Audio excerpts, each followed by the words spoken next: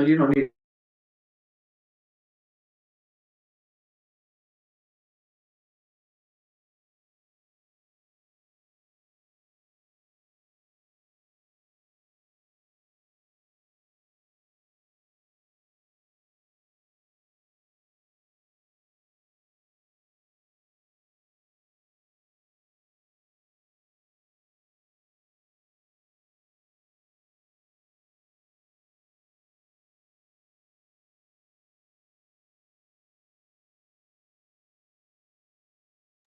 Seriously.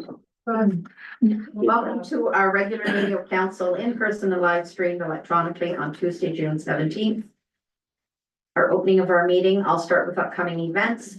This Saturday, we have the Montague Summer Games. They're being held at 9 a.m. at our 22 acres. It includes fun run, volleyball tournament, family games, and barbecue. Contact the township office to register and follow the township's Facebook page to receive notifications regarding upcoming community events. Land acknowledgement. The council and staff of the Township of Montague acknowledge that this sacred land on which the Township of Montague is now located and this meeting is being held is the ancestral and unceded territory of the Algonquin Anishinaabe Nation. We'll have a moment of silence, please.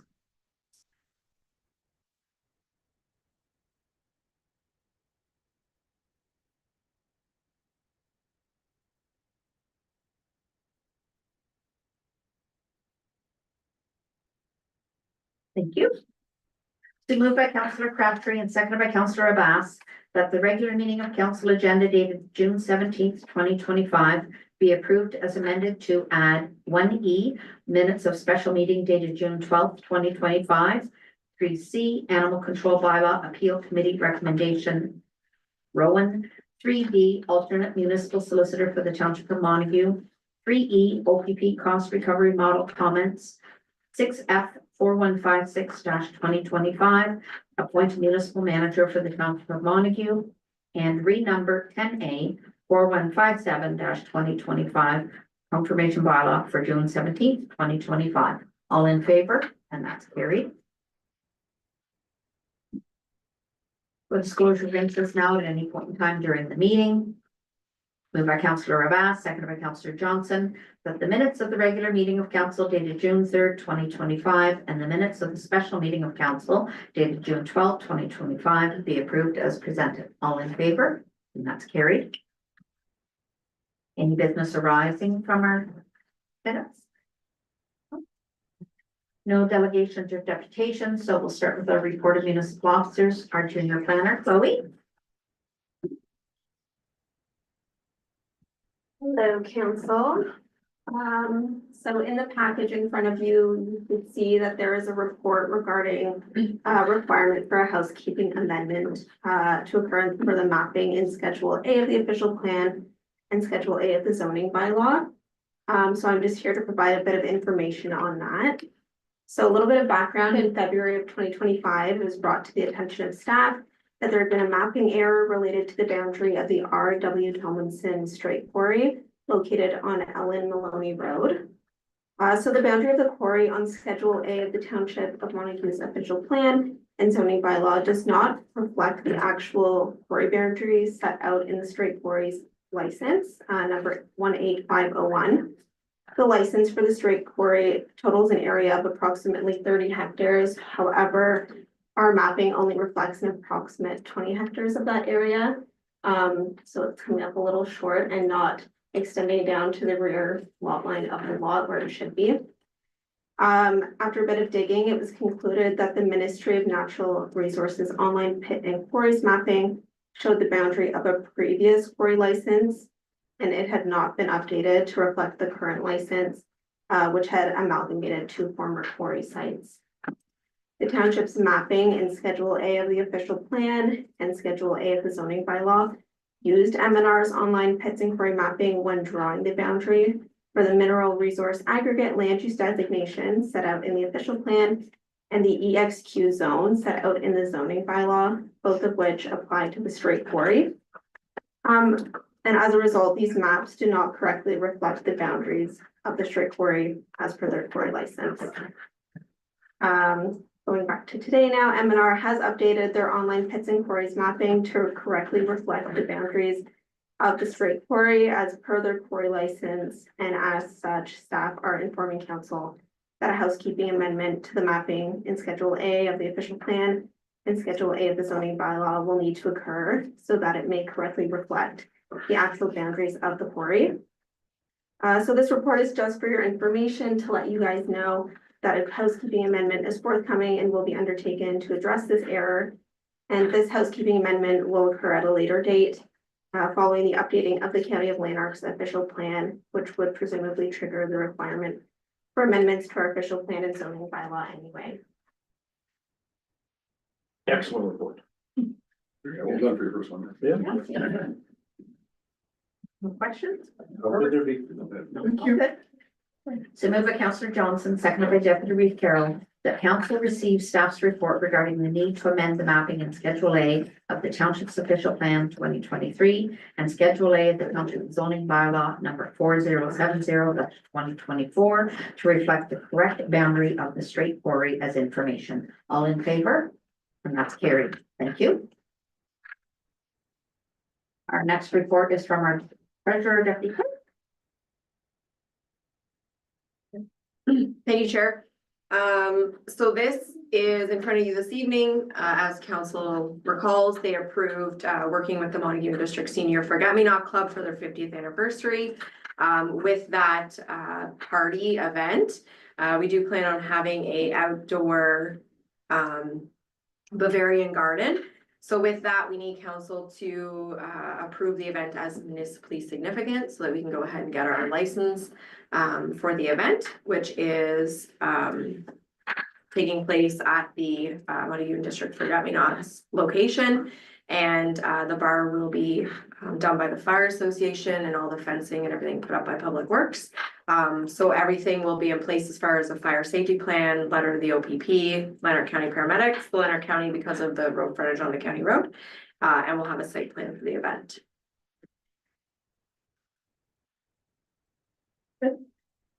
So moved by Deputy Reeve Carroll and seconded by Councillor Crabtree that council deem the Montague and District Seniors Forget-Me-Not Club 50th anniversary that is being organized by the township and held at the club property 1617 Guthrie Road to be municipally significant, and that council agrees to assist with the hosting of the event on August 10th, 2025. All in favor?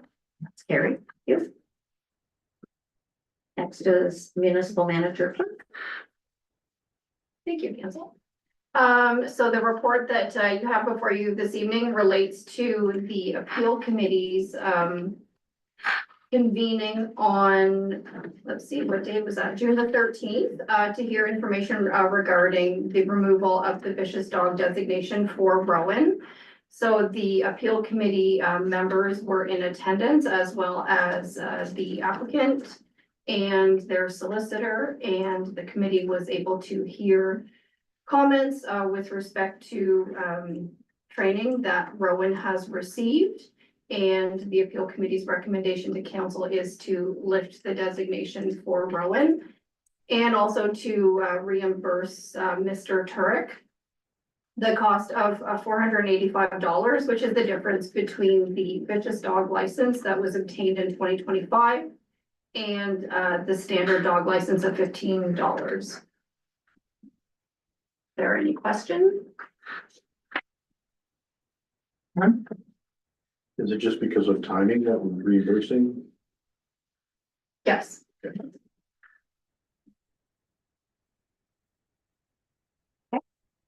So moved by Councillor Crabtree and seconded by Councillor Abbas that council receive the appeal committee's recommendation with respect to Rowan, and that council approves the removal of Rowan's designation as a vicious dog and authorize staff to advise Mr. Turk accordingly, and the council authorized staff to reimburse Mr. Turk the amount of $485, being the difference between a vicious dog license of $500 and a standard dog license of $15 paid for in 2025. All in favor? And that's carried. Thank you. Next, we have a report from our municipal manager clerk. Okay. So this report is being presented to council because there are sometimes situations where there is a conflict of interest with respect to legal representation.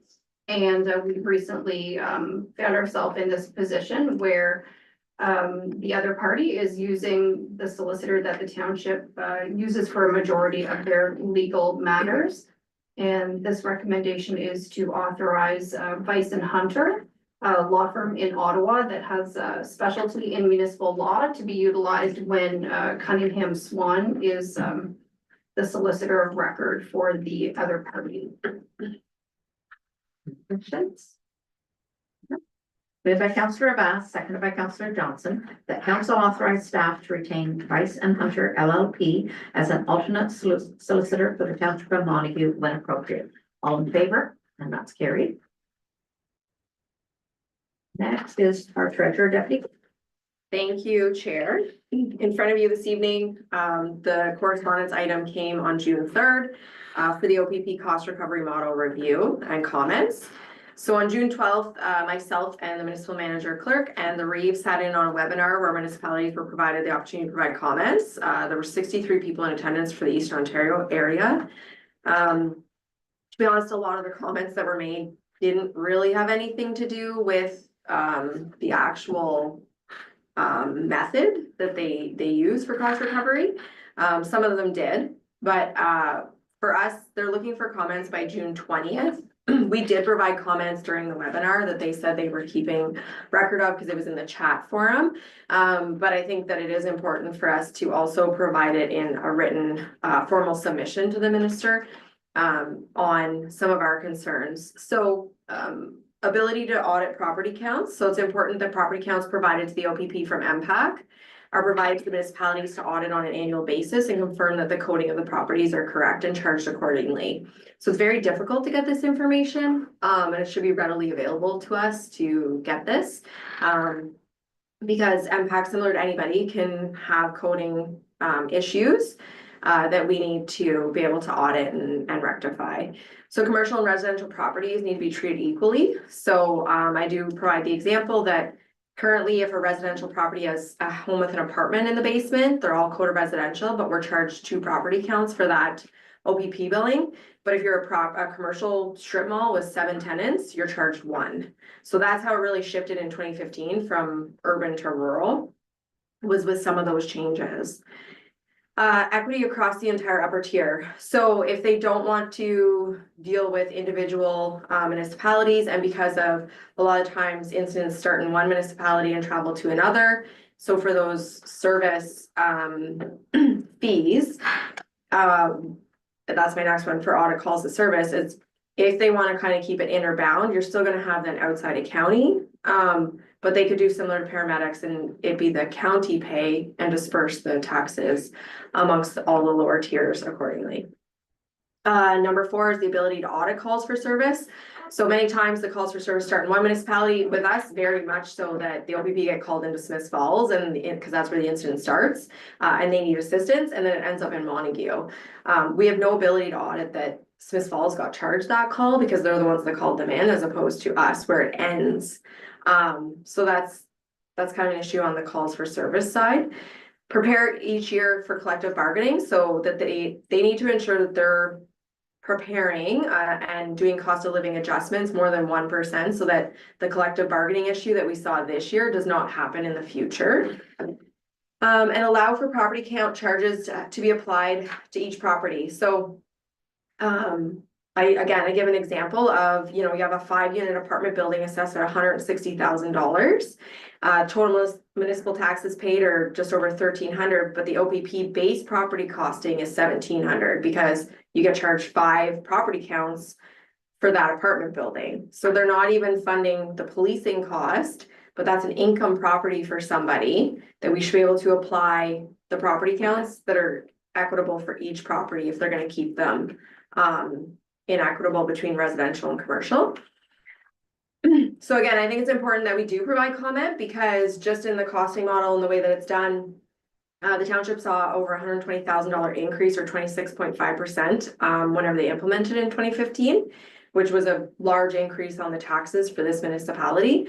And with the current model and with the collective bargaining, we should have saw $136,000 increase just this year alone. So there's some inefficiencies, I think, or some modeling that could be done maybe a little bit better to not impact all of us every time they do collective bargaining. So if there's anything else the council would like to add to that, I think it's a start as far as we're not just providing the problems, we're kind of giving solutions as to what they could potentially do to assist.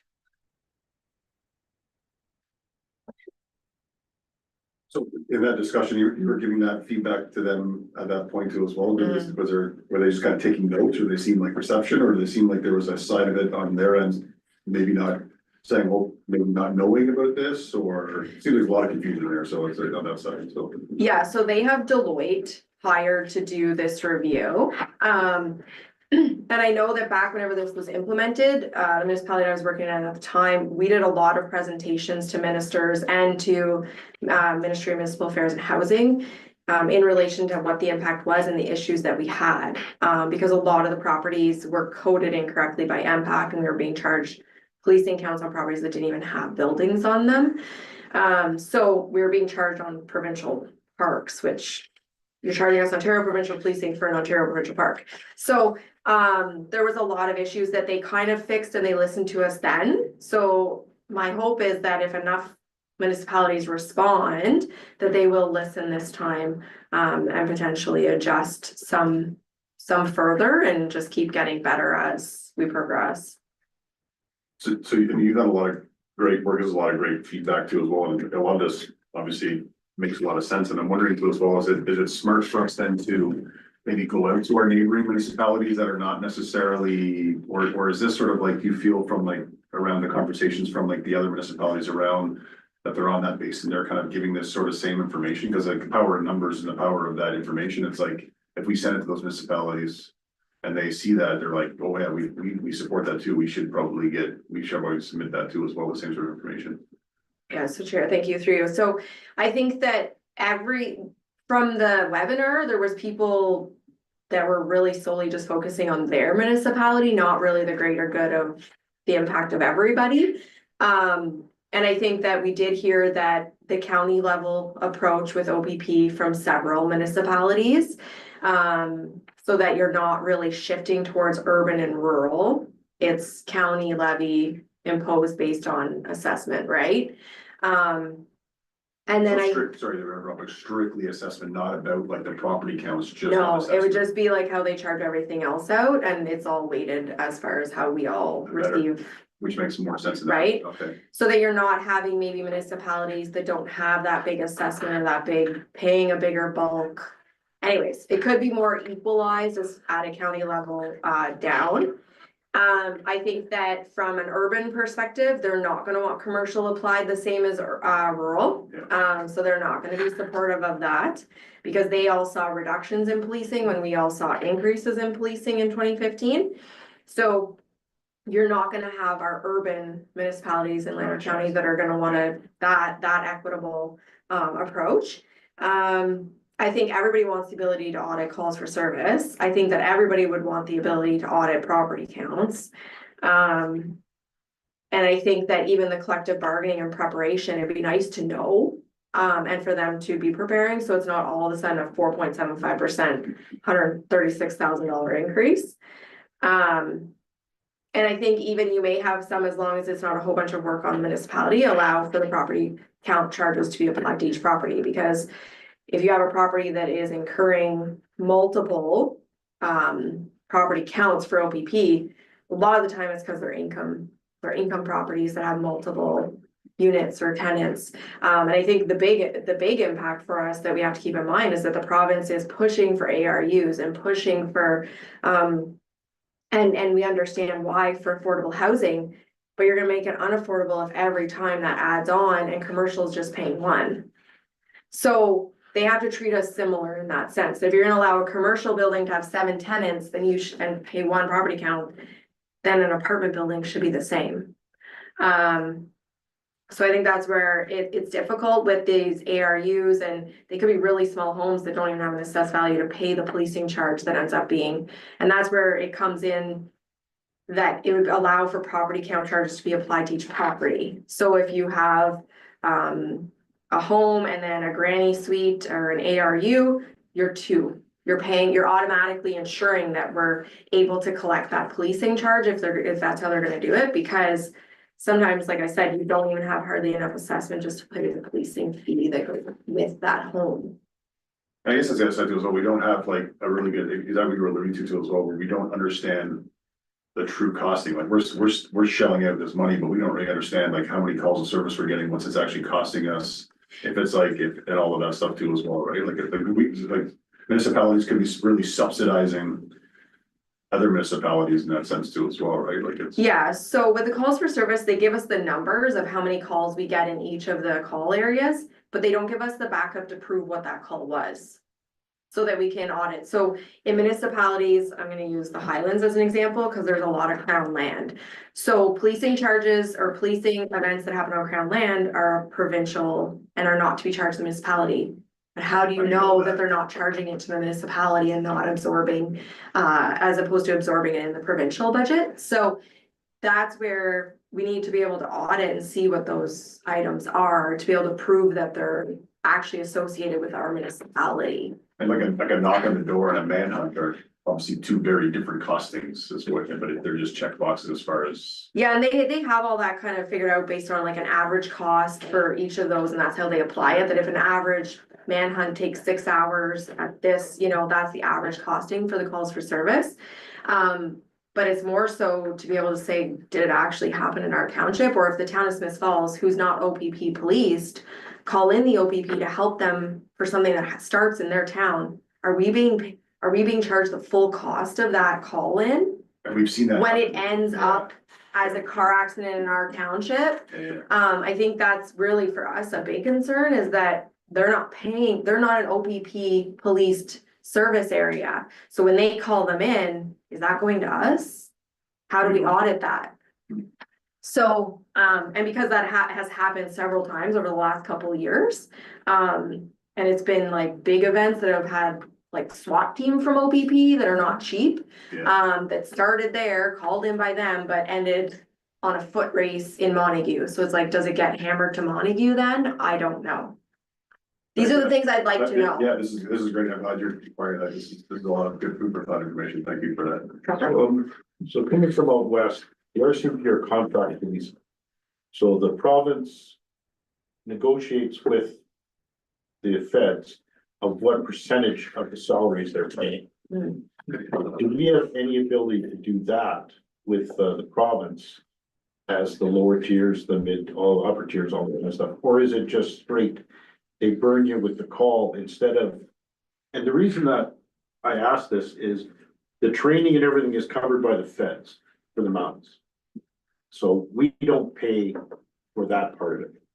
That's why the Mounties are cheaper than any other police force, what we used to. And when it comes to SWAT, all this other specialized stuff, the municipalities don't necessarily pay for that because it's a federal.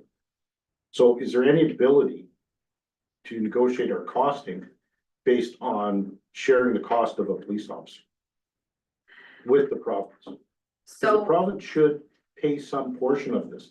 They seem to show up with OPP, we pay for everything, but they're provincial police. What part of this do they pay? so a portion is supposed to be them, and that's where I'm saying, like, it's a call on crown land, it's not supposed to get, applied to any municipality, so this is a 2-tier costing model that they have, so it's base service, which is paying for like all their buildings, all their regular patrol, all those things that's the property count fee. So if you have 1,500 property counts, you're paying that base service times $1,500. The calls for service for those specialty, that's the over and above.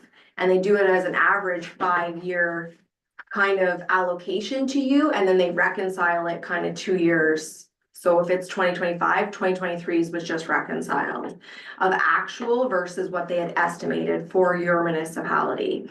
So that did come up during the webinar of municipalities saying, well, we'd like to negotiate services that we'd like them to provide and not provide. But how do you get into that? And then you run into something you've never ran into before and they're like, nope, we're not serviced to do that. So I think like what you're talking about, that would be more of like a provincial level negotiation as opposed to us in a small. Yeah, And they're planning on rectifying this for the 2026 billing, which we get, so it won't be this round. But I think that those big discussions though could be ones that come up for the next 5 years whenever they go to look at it again, saying, you know, or how much does the province actually pay out of this? yeah, and that's my actual question. How much, what is their, because we pay taxes to the province, therefore some of that money should go to the OPP. Yeah. The paramedics, all that kind of stuff. Why do we foot 100% of the bill? We don't, Well, but I it just don't looks know like the you do. amount, yeah. It's one of those things where we can't tell ourselves, did you really pay for this? Did you not pay for that? Like, Yeah, we This can't is- audit it. yeah, so it's a total download onto the lower tier with no ability to negotiate anything. Yeah, so, and share through you, so whenever we did bring up the inability to audit, they said, we hear you, yes, you need the ability to audit. Yeah. So, again, with Deloitte completing it and being an auditing firm, they have to understand that we're paying something that we can't actually justify or audit to say, yep, that's how many property counts we have, yep, that makes sense. Yeah, we see what the province pays, we see what we pay, Yeah. you know, that kind of thing, so Cause that kind of transparency is what matters. What does absolutely. the province pay? What does the county pay? What do we pay? It should be easily to delineate that, Mhm. and there's no ability to see that. Yeah. As far as I can. Yeah, so, and even just getting the property counts from MPAC. Yeah. Like it's a report they send to them, so why can't they just send it to us? Well, and if the province wants to raise money, they just raise up all the impact stuff and send it to the OPP. Like, Mhm. it's a rigged game. It always is, but this is especially rigged.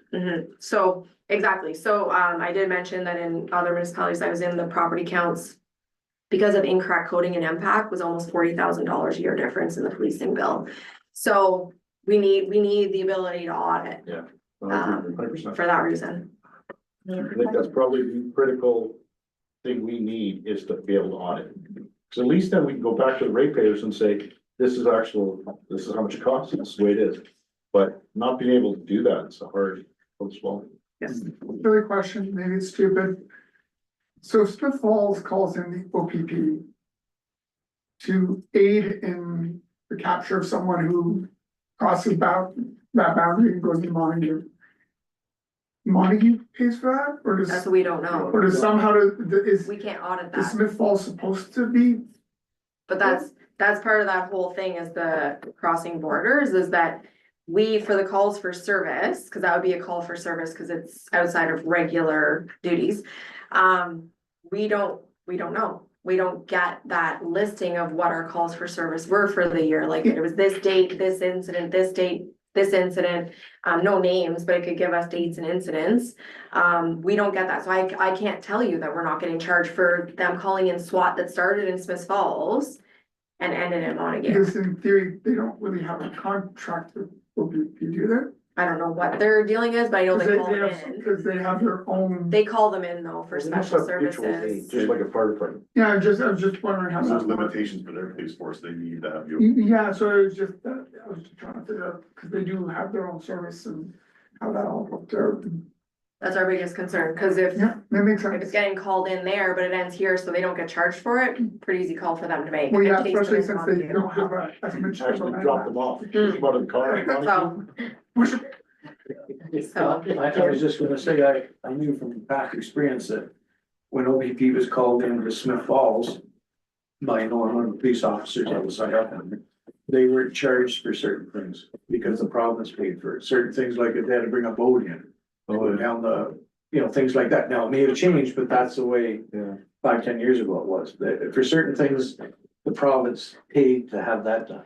that's So cause it's that a could water, be- that that's cause could it's a be- waterway though, so we wouldn't pay for that either, it's like a No. provincial park, right? No. So those are things that none of us would That we pay know for. about, though, yeah, that's Yeah. what I was saying. So it's something The that's, same thing should be for SWAT, that's that's a whether it's water or not, that's a provincial Yeah. thing, Mhm, at least anyway, that, but if you could audit that, you know. because maybe we know that they don't get paid. mhm. Don't know anything. We can't prove anything right now. Yeah, exactly.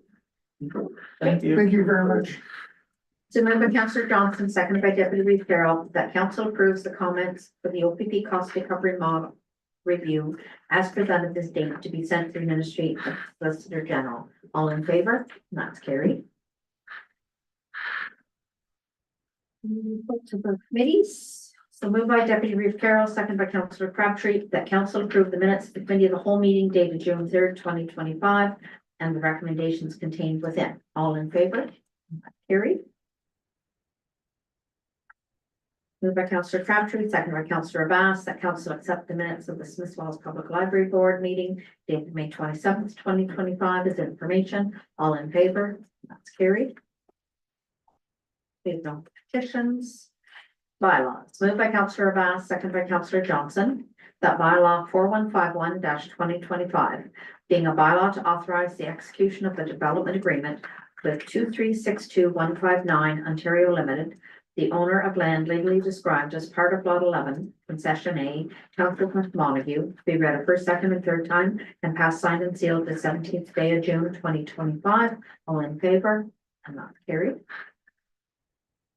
Moved by Councillor Johnson, seconded by Deputy Reeve Carroll, that bylaw 4152-2025, being a bylaw to authorize the execution of a development agreement with Brian Charles Egan and Gloria Marie Egan, the owners of land legally described as part of Lot 20, Concession 8, Township of Montague, be read a first, second, and third time, and passed, signed, and sealed the 17th day of June 2025. All in favor?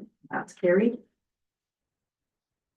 Moved by Deputy Reeve Carroll, seconded by Councillor Crabtree, that bylaw 4153-2025, being a bylaw to authorize the execution of a development agreement with Deborah Lynn Campbell, the owner of land legally described as part of the southwest half of Lot 16, Concession 10, Township of Montague, be read a first, second, and third time, and passed, signed, and sealed this 17th day of June 2025. All in favor? That's carried. Moved by Councillor Crabtree, seconded by Councillor Abbas. This one doesn't come up.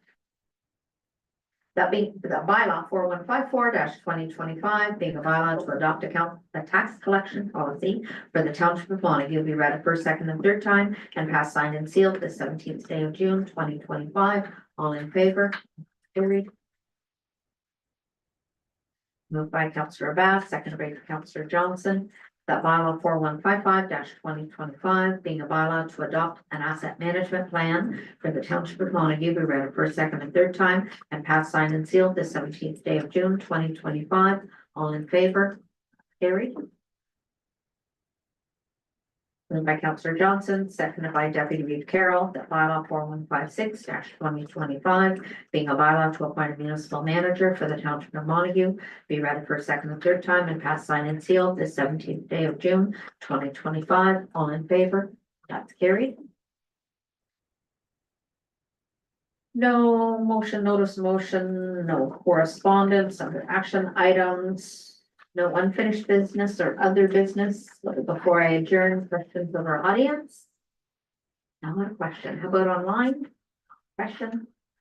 So moved by Deputy Reeve Carroll, second by Councillor Crabtree, that bylaw 4157-2025, being a bylaw to confirm the proceedings of council at its regular meeting held on June 17th, 2025, be read a first, second, and third time, and passed, signed, and sealed this 17th day of June 2025. All in favor? That's carried. Moved by Councillor Crabtree, seconded by Councillor Abbas, that council adjourn the regular meeting of council of June 17th, 2025, 6:33 p.m. until August 5th, 2025 at 6 p.m. or at the call of the chair. All in favor? Carried. Thank you.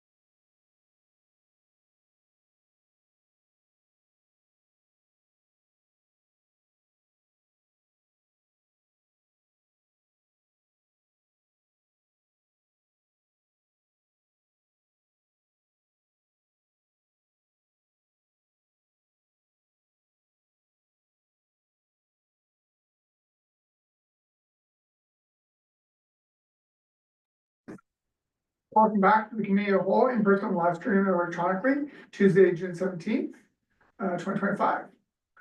Land acknowledgement.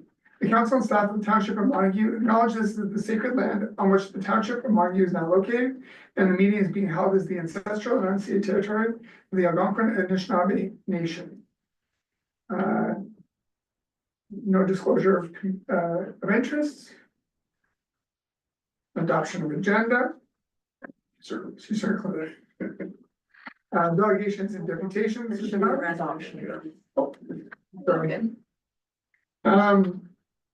Yeah, moved by Councilor Bass, second by Councilor Johnson, the committee of a whole, agenda dated June 17th, 2025, be approved as presented this date. All in favor?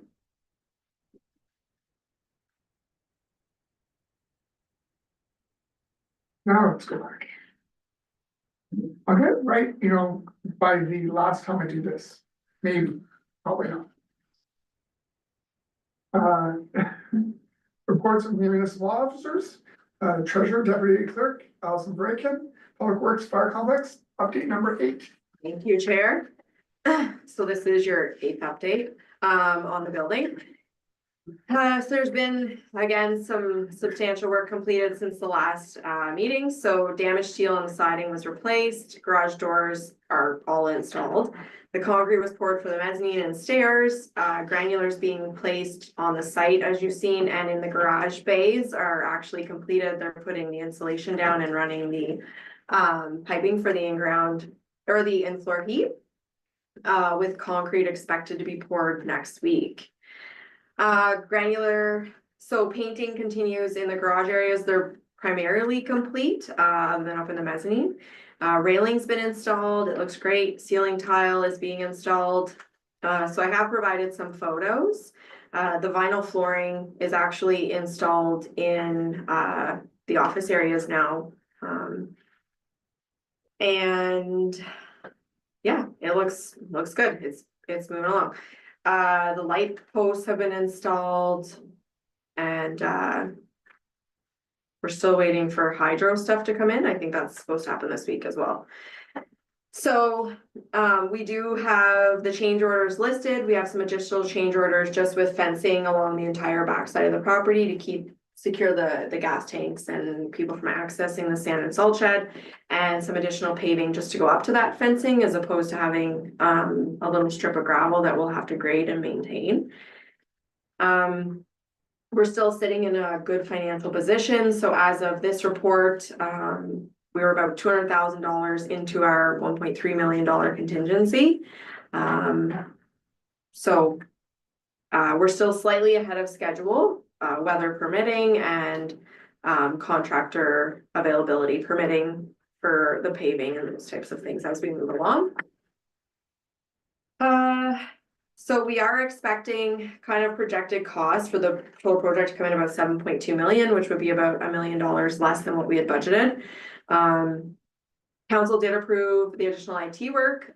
We have received pricing, and it's included in this report today, to install the security cameras on the building. And it's we're recommending that move forward. If there's any questions, we'll have to go into in-camera for any kind of security purposes and what it covers and that type of thing. The reason why we didn't put it in camera, I figured council, we had discussed this previously and didn't think there would be some major issues with that. So upcoming work is hydro hookups, completion of the septic system installation, garage doors are completed, in-floor heating and plumbing, that's all being done. Like I said, concrete's to be poured next week, Wednesday and Friday. Asphalt's anticipated for mid-July. So we did tentatively have a grand opening, public open house for September 20th. The rapid response team is now not available on the 20th, so I'm just working with them to determine another date. And I will keep you in the loop on that. So attached are the township responsibilities table. So anything in the orange is completed. Green is still something we have to do. We're not ordering office furniture or training room furniture until we have a location to put it. And same with the new benches and storage units for public works. So everything else is included in this. And again, we're sitting in a a good position as far as the items that we were responsible for. And we don't anticipate being over budget on that either.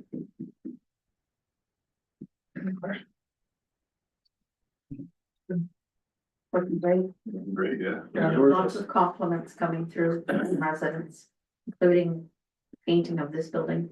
Oh, the words were spiffy. Yeah. Yeah, spiffy.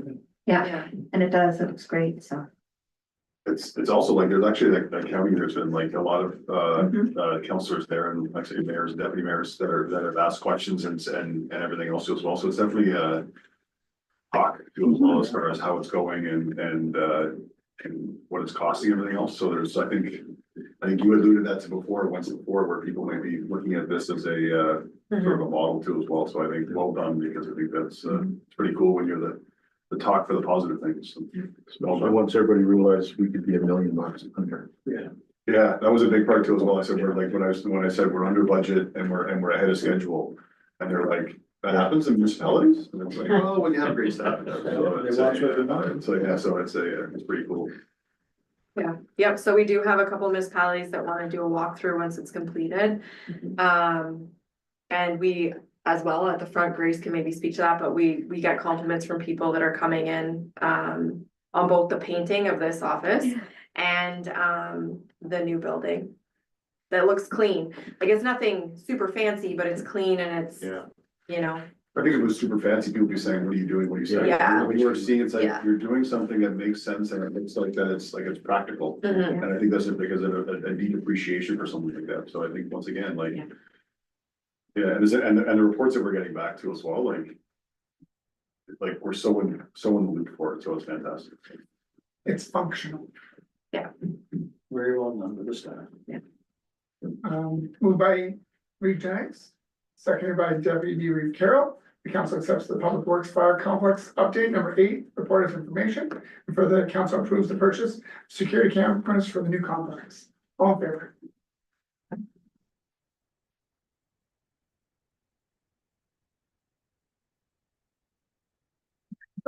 Deputy Clerk, Austin Bracken, Administrative Building, Siding, Soffit, Fascia, and eavesdropping. Thank you, Chair. So this report is to go in conjunction with the report that came on March 18th that approved the painting. So we did reach out for requesting of, originally it was for siding. And then as we walked around the building, there's a lot of soffit that has issues, and we have birds living up and other rodents, I believe, living up in there. And the fascia was never installed correctly, if you take a good look at it. And the building is missing a lot of eaves trough. So on a portion of the office up here, there's a small flat roof. But the upper roof of the training building off the, there's no eavesdropping there. So that's also causing a problem, with no eavesdropping. And out here all along all the garage bays, there's no eavesdropping. So it just runs off and is an issue. So, no matter what, we need eavesdropping if it comes out of this conversation. So we did get 2 quotes that are very drastically different. They did come on site, they measured up and they took a look at the work. So we have Hatton Homes and Kycon. With Hatton Homes coming in with non-refundable HST of 49,000, and that's to all the siding, soffit, fascia, eaves trough, everything installed. So the whole outside of the building would be protected from rodent entry and from all the water issues coming off the roof right now. It is our recommendation to move forward with the upgrades of the admin building. Each year, we do put $20,000 a year away. And as we've previously reported, all the flooring, all the windows, all the doors have all been upgraded with grant funding. And it's difficult sometimes to get funding for facade in relation to that. So the total of just under 50 can be funded either from the modernization reserve from the province that we do still have funds there because we switched what we were doing with water and sewer, and or the building reserve that the township has placed $20,000 a year into. So we can use either or. I just need council's approval to move forward, and then at year end I can advise where the best location would be for that use of money. Let's go one question with the soffits and these guys, do they come with a 1-3 year warranty or? Yeah, so there is, I believe it's 2-year warranty on that. But I can verify that. I was just curious, cause I I'm had pretty a sure his place was with the 2. leaf thing and they warranted it for 3 years, so I was just curious. if- Yeah, I think it's Well, I 2 think for the that's one good. that we're recommending. That's good. Moved by Councillor Johnson, second by Councillor Bass. The council approves the quote from Hatton Homes in the amount of 49,517.43, including non-refundable HST, and to complete the siding soffit fascia and eaves trough on the administration building. And then further, council approves use of modernization reserves to fund the project, if you so choose to do so. I'll bring something back at the end of the year if we're not using, I just, for audit, I need you to approve use of reserves, yeah. All in favor?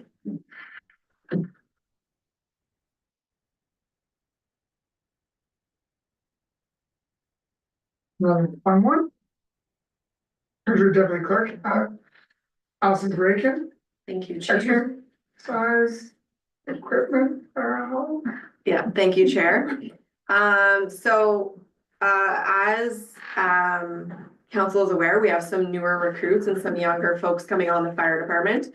And this has been a discussion. It was originally included in our Class D estimate, but where Class D was through the roof, so we started cutting and we cut a lot out.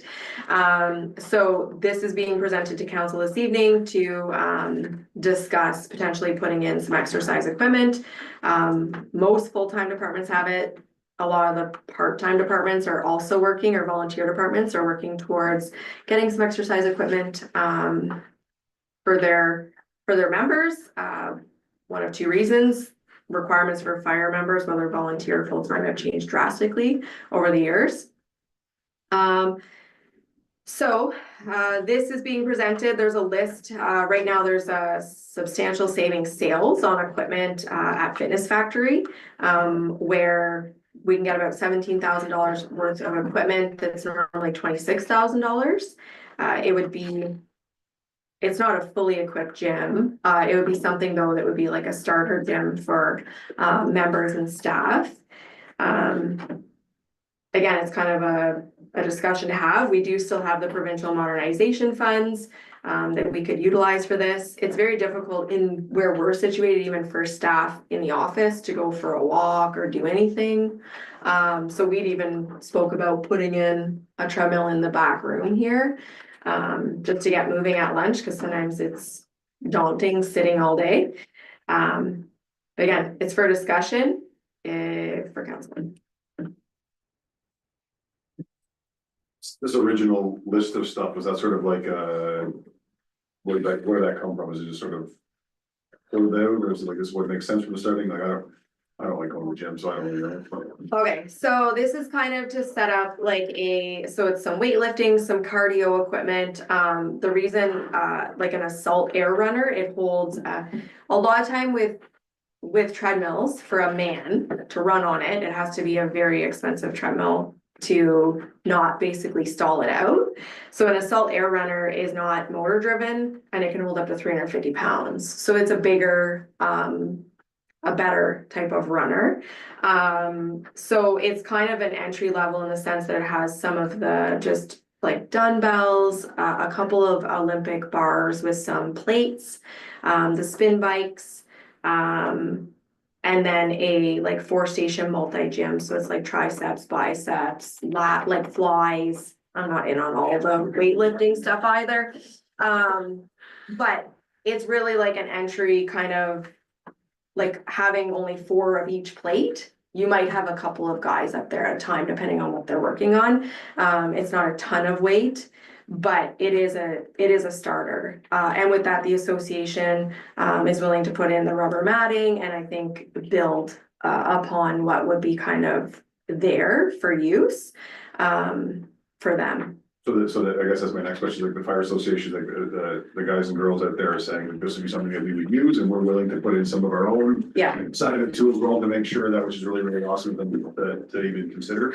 Yeah. So that'd be, they're kind of game for that too as well, to get their health side of it too as well, so. Yeah, we have a lot of younger members that I think, so the chief had put out a survey last year saying, what can I do better? What can I improve on? Cause he's like, I can't do better if I don't know what they're looking for. The new younger members are looking for this. They're looking for that training. They're looking, this was the first year they took part in the fire games because we are getting more of those younger people. And it's nothing against the people who've been here forever, just that younger group. And I think that with the volunteer fire members, they don't get benefits like we do. They don't get any of those things. So it's kind of a benefit that we provide and that we're encouraging them to be healthy, encouraging them to be fit, to do the work that they do because they need to be. Let's be honest. Volunteer fire members are no different than full-time when they show up to a scene. And so we can cover this out of the balance of the grant. Out of that provincial funding, and we still have some additional funding left that we're gonna come forward when you see the fire master plan for some software to better look after our equipment and our time and all that kind of stuff too. So the provincial funding, which we have to use, we had to earmark it last year, we earmarked it, we didn't use it for all of that, so we need to, they're pushing us saying you need to use these funds. We think that this is actually a good place to use it, that we're encouraging, again, during strategic planning, we talked about staff retention, volunteers are no different. What is bringing them here, what's gonna keep them here, what can we provide? Not off the back of the taxpayer, ultimately it was at some point, but provincial funds that we received. To give a bit of a benefit and encourage them to maintain this. We're hearing it more and more. It's coming up more and more where they're having these discussions and they're very interested, and the matting alone will be $2,000 or $3,000 that they Yeah, put that's down. what she So it's an investment for them as well. So I was just gonna, I mean, in the report, it states about the health and wellness funds that other municipalities have, which is, it's true, and I mean, if we were to look at our group benefits, they're certainly not high end by any means, and I think for the cost of this, it's definitely a benefit, not only to our firefighters, but to staff, as it says, because it is here, and so at the end of the day, some may use it, some may be here earlier in the morning, who knows, but I think it's benefit for our staff for sure. Yeah, some of our council members might be, Jim and I did. I know what you're saying, I don't mention any names. I don't mention any names. Some of our council- 7 o'clock's okay. Some of our guys, no, and I mean, we have a very active fire guy, a crew that does a lot of stuff out there, and they're, you know, I know they want to improve on the next big tournament next year. Yeah. So we want to encourage that too as well, so I think this is a great idea to do as well, so I think it's a great suggestion, and yeah, let's check this one off too, guys. I think it's a requirement for like a lot of them to help keep themselves in that peak performance state. But also like this equipment is gonna last a long time. There's only 4 items in the whole thing that's really a breakable item. So you have machines, or sorry, equipment that's gonna be there for councils and councils and councils away. And it's gonna benefit a lot of current staff, future staff, and I think this is awesome, and I'm all for going out and being active, and you can do it while you're putting in your time and bettering yourself for the community. I think it's awesome. So, I mean, it's a great idea. Moved by W. Carroll, second by Reed Jennings. The council purchased the equipment to establish an exercise room in the new fire complex. And further, the council approved the use of modernization reserves to fund the purchase up to $20,000, with the fire association paying for the rubber flooring for the exercise room. Okay.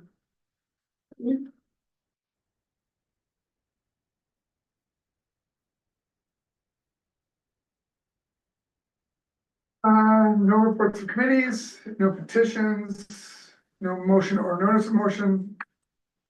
No unfinished business under other business. I can see. Adjourn. Oh, quick. Question. Oh. I have one question. When you're talking about the security cameras from there, are they gonna be of a quality that the pictures are gonna be useful enough that you could convict somebody of doing something out there if they did something? They're 4K. And how long are they gonna record for? Like, I mean, how long are they gonna keep the recordings for? We can't give some of that information just Oh, because it's okay. in camera. But it's gonna be kept We for, got high quality stuff, okay, yeah. because a lot of, as you see on TV quite often, Yeah. the stores that have it in there, the quality's so poor, they can't identify the guy that's, We got. so high it's quality. almost a waste of time putting it in unless it's good quality. Thieves be warned, we have very good quality. I call the trail cams. We did get high quality equipment. So now for the adjournment, moved by Councillor Bass, second by Councillor Johnson, the committee of the whole meeting for June 17th, now be adjourned at 6:57. Yeah, all in favor?